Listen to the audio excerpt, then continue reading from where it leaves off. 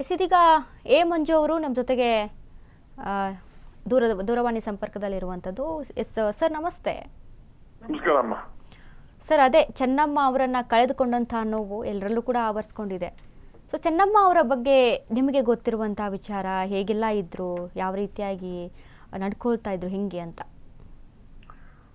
ದೇವೇಗೌಡರ ಶ್ರೇಯಸ್ಸಿಗೆ ಭಾರಿ ಪ್ರಮುಖವಾದಂತ ವ್ಯಕ್ತಿ ಅವರು. ಅವರ ದೇವರ ಪೂಜೆ ಇದು ಅವರ ದೇವರ ಭಕ್ತಿ ಅವ್ರಿಗೆ ಆ ಮಟ್ಟಿಗೆ ಬೆಳೆಯಕ್ಕೆ ಅವರು ಒಬ್ರು ಕಾಣ್ರು ಅನ್ನೋದನ್ನ ನಾವು ಯಾರು ಮರೆಯಾಗಿಲ್ಲ. ಅದು ಜೊತೆಗೆ ನಾವು ಕೂಡ ರಾಜಕೀಯದಲ್ಲಿ ನಾವು ಅಷ್ಟೆಲ್ಲ ಇದ್ರೂ ಅವ್ರ ಮಕ್ಕಳು ತರನೇ ನಮ್ಮನ್ನು ಬಂದಾಗ ಪ್ರೀತಿಯಿಂದ ಮಾತಾಡ್ಸಿ ಎಲ್ಲ ನೋಡ್ತಾ ಇರ್ತಕ್ಕಂಥದ್ದನ್ನ ನಾವು ನೋಡಿದೀವಿ. ಆ ರೀತಿಯಾದಂತ ಅಪರೂಪವಾದಂತ ವ್ಯಕ್ತಿತ್ವ ಇರ್ತಕ್ಕಂಥವ್ರು ಇವತ್ತು ನಮ್ಮ ರಾಜ್ಯಕ್ಕೆ ಮತ್ತು ನಮ್ಮ ಸಮುದಾಯಕ್ಕೆ ಒಂದು ಭಾರಿ ಹತ್ತಿರವಾದಂತ ವ್ಯಕ್ತಿಯನ್ನ ನಾವು ಕಳ್ಕೊಂಡಿದೀವಿ. ಅದರಲ್ಲೂ ಕೂಡ ದೇವೇಗೌಡರಿಗೆ ಭಾರಿ ನನ್ಗೆ ತುಂಬಾ ನೋವಾಗಿದೆ ಅಂತಕ್ಕಂಥದ್ದು ನನ್ಗೆ ಅನ್ನಿಸ್ತದೆ.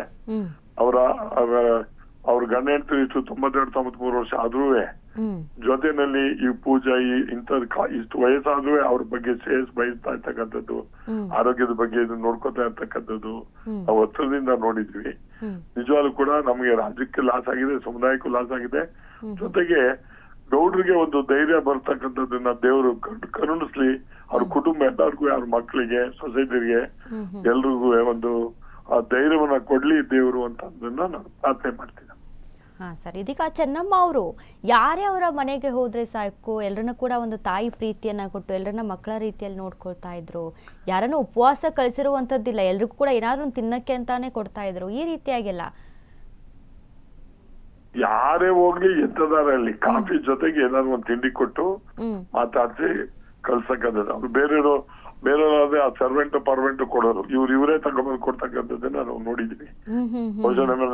ನಮ್ಮನ್ನು ಕೂಡ ಅವ್ರ ಮಕ್ಕಳ ರೀತಿನಲ್ಲೇ ನೋಡಿ ಒಂದು ಗೌರವದಿಂದ ನೋಡಿರ್ತಕ್ಕಂಥವ್ರು. ಬಹುಶಃ ನಾವೆಲ್ಲ ಅವ್ರು ಕಳ್ಕೊಂಡಿರ್ತಕ್ಕಂಥದಕ್ಕೆ ನಮ್ಗೆ ಎಷ್ಟು ದುಃಖ ಆಗಿದೆ ಅನ್ನೋದು ನಮ್ಗೆ ಅರ್ಥ ಆಗ್ತದೆ.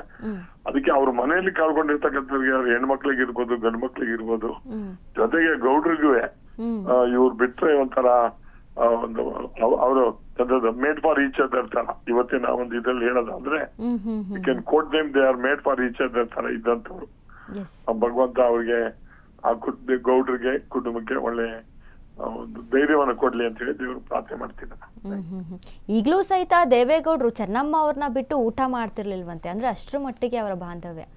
ಹೌದೌದು, ಅಂದ್ರೆ ಅದೇ ಹೇಳಿದ್ನಲ್ಲ, ಮೇಡ್ ಫಾರ್ ಈಚ್ ಅದರ್ ಅಂತ, ಅಂದ್ರೆ ಇಟ್ ಕವರ್ಸ್ ಎವ್ರಿಥಿಂಗ್ ಅಂತ ಅಲ್ವಾ. ಆ ವಯಸ್ಸಲ್ಲಿ ಆ ರೀತಿಯಾದಂತ ಸಂಬಂಧ ಹೊಂದಾಣಿಕೆ ನೋಡೋದಕ್ಕೆ ಸಾಧ್ಯನೇ ಇಲ್ಲ. ಯಾಕೆ ನಾವು ಹತ್ತದಿಂದ ನೋಡಿರೋದು ಗುಡ್ ಇದು. ಆಮೇಲೆ ಎಲ್ಲರಿಗೂ ಸಾವು ಬರ್ತದೆ, ಬಟ್ ಆದ್ರೆ ಗೌಡ್ರಿಗೆ ಬಾರಿ ಎಷ್ಟು ನೋವಾಗಿರ್ತದೆ ಅನ್ನೋದನ್ನ ನಾವು ಯೋಚನೆ ಮಾಡ್ತಾ ಇದ್ದೀವಿ. ಅವ್ರಿಗೆ ದೇವರು ಆ ಶಕ್ತಿಯನ್ನ ಕರುಣಿಸ್ಲಿ. Yes yes. Thank you sir, thank you. ಅಶೋಬೇಗ ಜೊತೆ ಮಾತನಾಡಿದ್ವಿ. ಸೊ ಅಂದರೆ ಈಗ ಪ್ರತಿಯೊಬ್ಬರು ಕೂಡ ಹೇಳುವಂಥದ್ದು ಚೆನ್ನಮ್ಮ ಅವರ ಬಗ್ಗೆ, ಅವರ ಕೊಡ್ತಾ ಇದ್ದಂಥ ತಾಯಿ ಪ್ರೀತಿ ಇದೆಯಲ್ಲ, ಅದಕ್ಕೆ ಯಾವುದು ಸರಿ ಸಾಟಿನೇ ಇಲ್ಲ ಅಂತ ಪ್ರತಿಯೊಬ್ಬರು ಕೂಡ ಅಮ್ಮ ಅಂತ ಅನ್ನದೆ ಮಾತಾಡೋದೇ ಇಲ್ಲ.